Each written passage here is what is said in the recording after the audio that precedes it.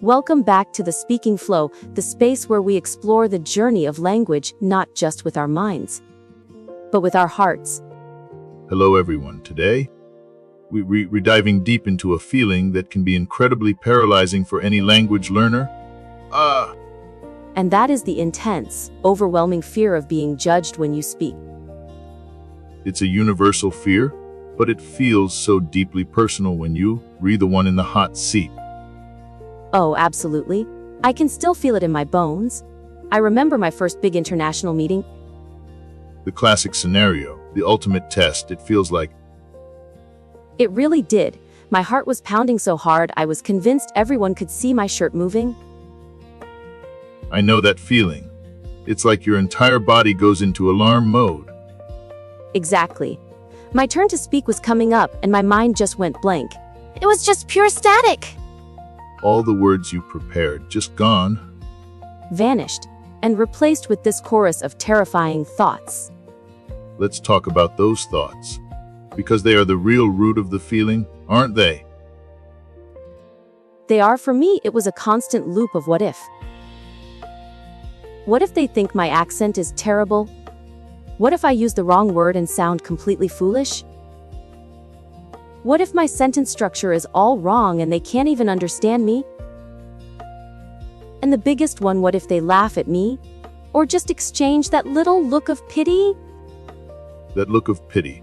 That's a powerful one. It's a look that says, oh, the poor foreigner is struggling. And in that moment, I felt so incredibly small. I just wanted to become invisible, to shrink into my chair and just disappear. True, it's a feeling of complete and utter vulnerability, and not in a good way. It's the feeling of being exposed and judged is not good enough. And what you were experiencing, that physical and mental shutdown, is a very real, very scientific reaction in your brain. You mean it wasn't just me being weak or overly sensitive? Not at all. It's something called an amygdala hijack. The amygdala is the part of your brain that acts like a smoke detector, constantly scanning for threats.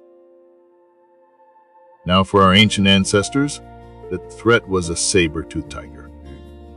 When the amygdala spotted danger, it flooded the body with adrenaline and cortisol, preparing you for fight, flight, or freeze.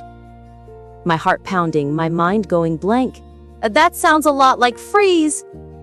Precisely. Here's the crucial part: your brain doesn't really distinguish between a physical threat and a social threat. The fear of being judged, laughed at, or excluded from the group is perceived by your ancient brain as a danger to your survival. So, my brain thought that speaking in a meeting was the modern-day equivalent of facing a tiger. In a way, yes. The threat of social rejection triggers the exact same primitive survival mechanism. Your rational brain, the part that knows you're perfectly safe, gets bypassed. The alarm system takes over. True, so please, the first thing to understand is that this powerful, physical reaction is not a sign of weakness. It's a sign that your brain's security system is working perfectly, just a little too perfectly for a modern office setting. That makes so much sense. It feels validating to know it's a biological response, not a personal failing. But it still begs the question, why is my alarm system so sensitive? Well, that often leads us to two very powerful internal forces: perfectionism and negative self-talk. You can say that again. I have to confess I am a recovering perfectionist. I think many high achievers are, especially when it comes to language. For me, it was this intense need to construct the perfect sentence in my head before I dared to speak it out loud. I'd be rehearsing it, checking the grammar, finding the best vocabulary. But by the time I felt it was ready, the conversation had already moved on. So the moment is lost, and you're left with the perfect sentence, unsaid? Exactly. And then the second part kicks in, that horrible inner critic. Even if I did manage to say something, this voice in my head would immediately start its commentary. It would say, "That was so stupid. Why did you use that word?" Or, you sound like a child. They probably think you incompetent. It's relentless, and honestly, that inner voice is so much louder and crueler than anything anyone else has ever actually said to me. That is such a critical point. We become our own harshest judges. The fear of judgment is often a projection of our own self-criticism. It's like I'm judging myself on behalf of everyone else, so I can be prepared for the worst. And this is where a cognitive bias called the spotlight effect comes into play. The spotlight effect, what's that? It's our tendency to believe that people are paying far more attention to us, our appearance, and our mistakes than they actually are. You feel like you on a stage with a giant, bright spotlight shining only on you, highlighting every single flaw. That is the perfect description. Everyone is watching, waiting for me to mess up. But here's the reality. Everyone else in that room is under their own spotlight.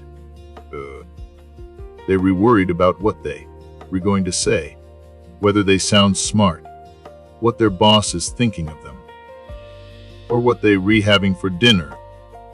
True, your small grammatical mistake, which feels like a catastrophic failure to you, likely goes completely unnoticed by them. Or if it is noticed, it's forgotten in seconds. So I'm the main character in my movie, but only a background actor in everyone else's. A brilliant way to put it. And realizing this is the first step toward freedom. It allows us to make a crucial mental shift.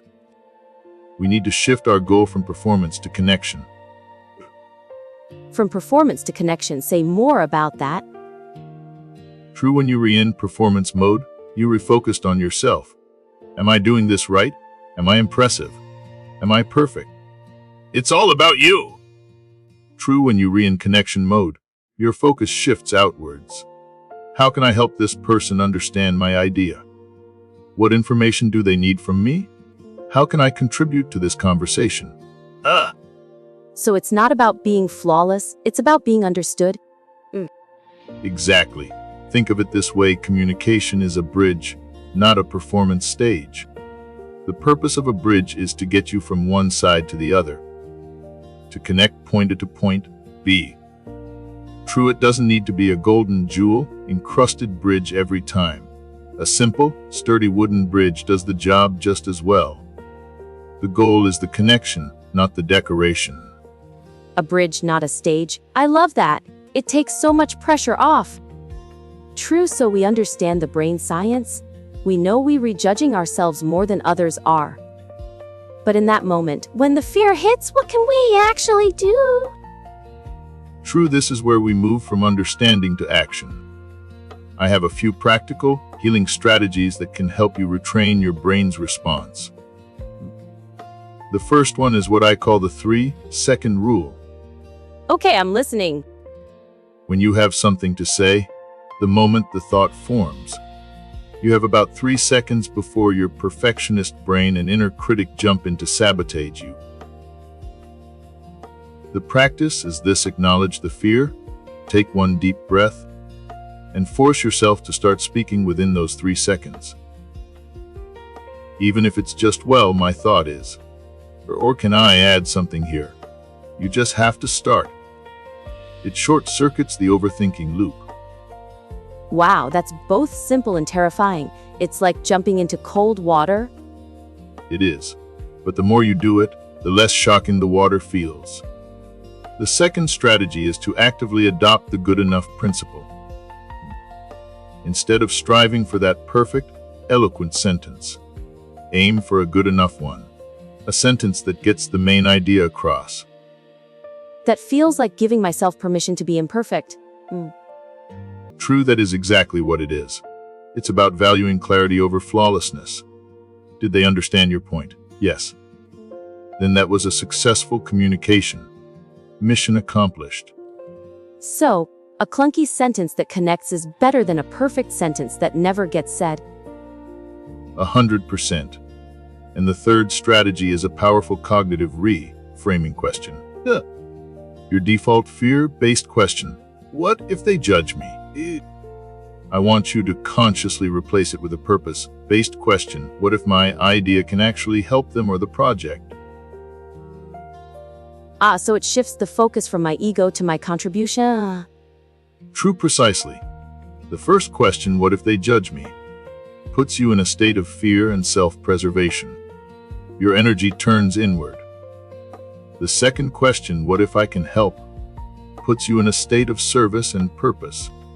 Your energy flows outward, toward connection.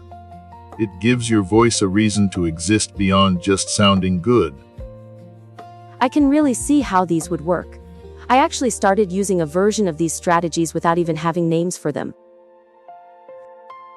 How did that work for you in prep practice? Well, I knew I couldn't jump into debating a complex topic in a huge meeting. That was still too scary. So I started small, really small, in a low-stakes team meeting with people I trusted. My goal for the week was just to ask one question.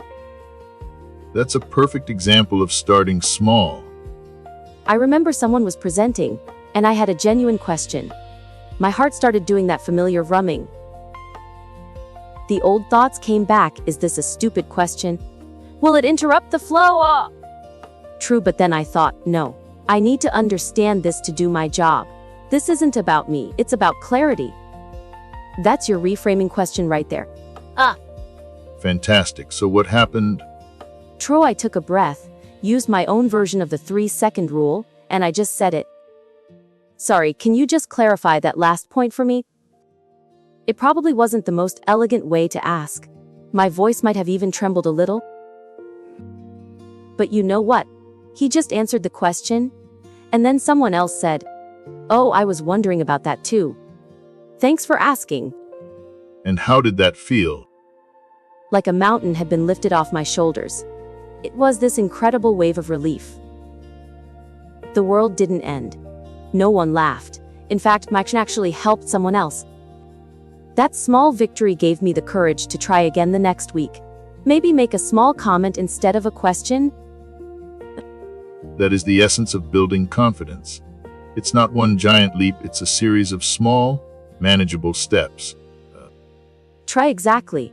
It's about celebrating those small wins. Celebrating the fact that you spoke, even if it wasn't perfect. You showed up. You built a tiny piece of that bridge. True, and each time you do it, you provide your brain with new evidence. You were teaching it, see?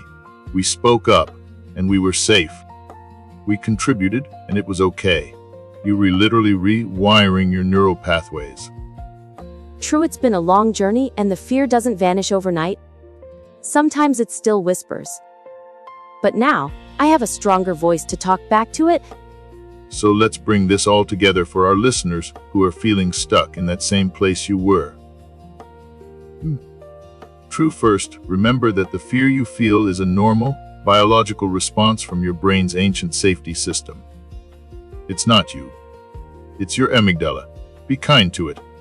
Kindness is key. Don't judge yourself for feeling judged. True, second, remember the spotlight effect.